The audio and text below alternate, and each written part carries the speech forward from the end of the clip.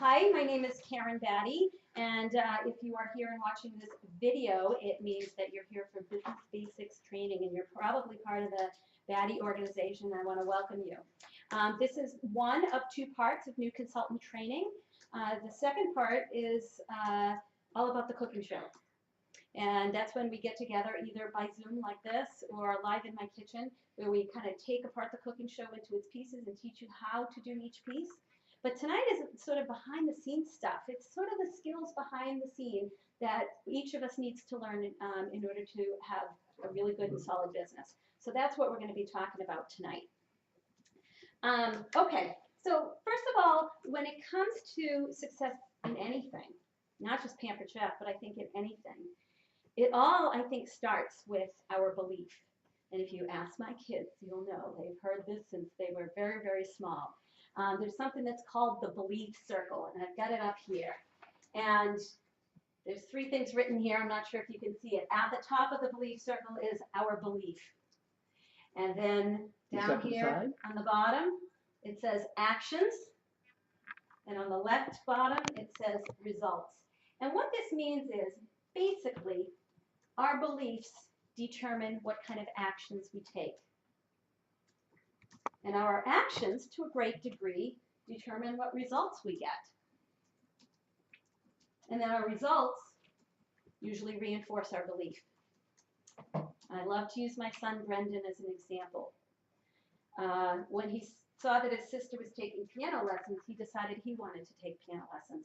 He thought he could be a great piano player. Because he believed that, the actions he took was he practiced a lot.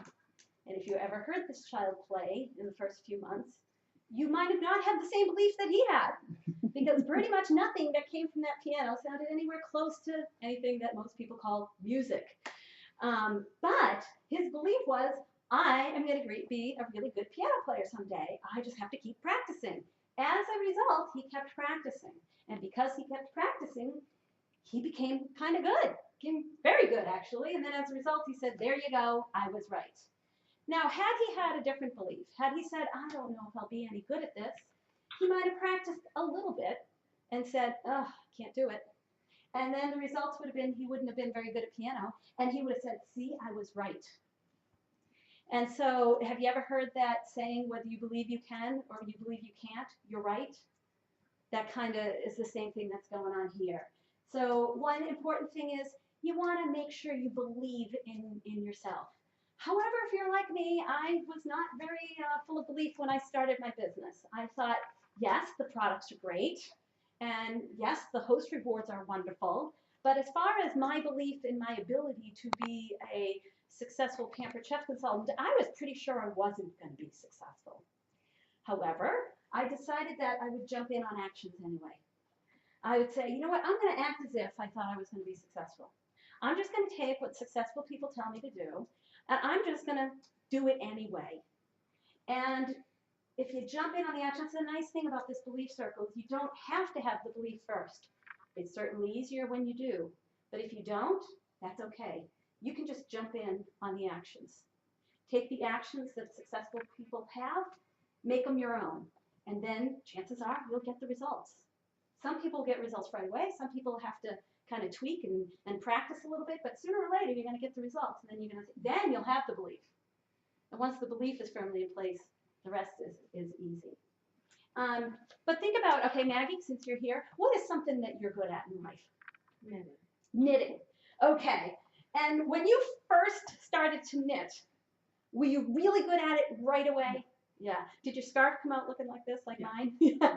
And you know what happened? I said I'm a bad knitter and I quit. And so but you stuck with it, right? Yeah. And after some practice, you're good at it, right? Yeah. Excellent. And like I said, I think that's true with anything, whether it's learning a musical instrument, a foreign language, any kind of skill, a sport, anything. Even people who have the ability to be great at sports, if they don't practice it, it doesn't matter what your potential is. It matters what you do with it. Now, the nice thing is that we are Pampered Chef consultants. We are selling spatulas and frying pans. Okay, this is not rocket science, you know. So it is something that everybody who wants to put their mind to it can be successful at. So, all right. So any questions about that belief circle so far? No. All right. Okay. Now, so when it comes to success, there's what's called the success model. And I don't know if you can see this, Laura, but it says you right in the middle, right here. And on one side, it says success, and on other side, it says failure. And this is what many people think of as sort of the classic success model. They think of themselves somewhere in time and space, and somewhere out there is success, and somewhere out there is failure.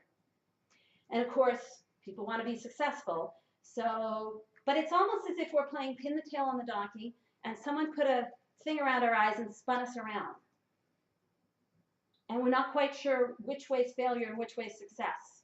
We just know we're just kind of in the middle going, I don't know. So people tend to just kind of put their toe in the water just a little bit, try out something that's new. And because it's new, it feels a little awkward. And because it's new and people do it a little bit, it tends to not feel like success. So sometimes it's interpreted as, oh, failure. And people want to retreat from failure because they want to be successful, they don't want to be failures. So all of a sudden they retreat. And then they go, okay, well, I tried that and that wasn't successful. So maybe I'll try this over here. And they hear another idea from somebody else and they say, oh, I'll put my toe in the one, I'll try that a little bit. And again, it feels a little awkward. It maybe doesn't get all the desired results right away because it's not success. It kind of feels like, well, it's not success, so it must be failure, and again, retreat again. And then we can just sort of be frozen, going, I don't know which way success is, but I don't feel like I'm finding success. But that is actually not the real success model. Here is the real deal when it comes to success. We have us on the far left, or you on the far left. Then in the middle, we have the learning curve, and on the right, we have success. Okay, so the learning curve can sometimes feel a little awkward. It can sometimes feel a little uneasy. It can sometimes even feel like failure, but it's not, and it's an essential part of success, the learning curve. Think of every child who learns to walk. Do they not fall a few times?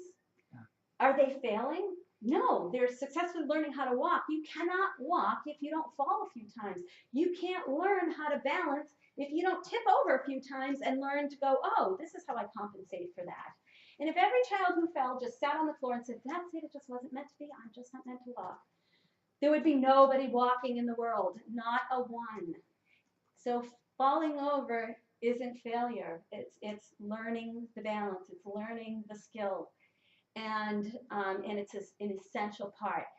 Making a lousy scarf when you're learning how to knit is not a mistake. It's how everyone learns how to knit. It's how you learn to go, oh, it matters that I hold, I keep the tension, consistent, because if I don't, this is what happens. That's not failure. That's not a mistake even. That's like, wow, what a great thing I just learned, because that's an essential key to becoming a really good knitter, I think. I don't really know much about knitting. Okay, woohoo. But it's the same is true with our business. Some things you're going to walk into and it's going to go really well right off the bat. Other things are going to feel a little awkward. It's okay. And it's not failure. It's just new. Sometimes it feels awkward because it's new. Sometimes it feels awkward because it's just, it maybe wasn't exactly the way you will eventually do something, but you got to start somewhere. So I think it's really important to be very forgiving of yourself. Do not expect perfection. But perfection in this business is not required. In fact, it's not even recommended, because if you're too perfect, nobody's going to want to join your team because they're going to think, I have to be perfect too. Just have fun with what you're doing. Okay, that's one thing that every successful person in this business has in common.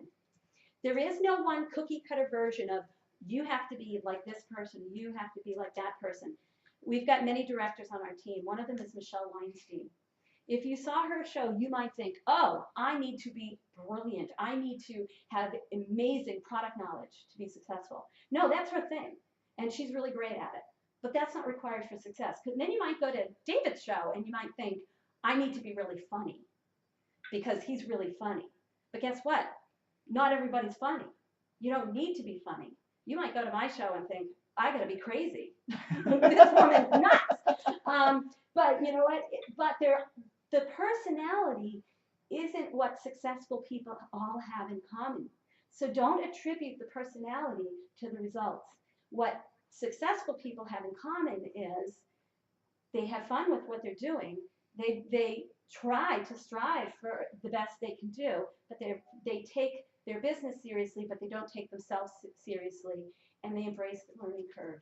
And learning is fine, and learning is fun. And let me tell you, some of my most successful shows have been the ones that seem in some ways to be the biggest disasters.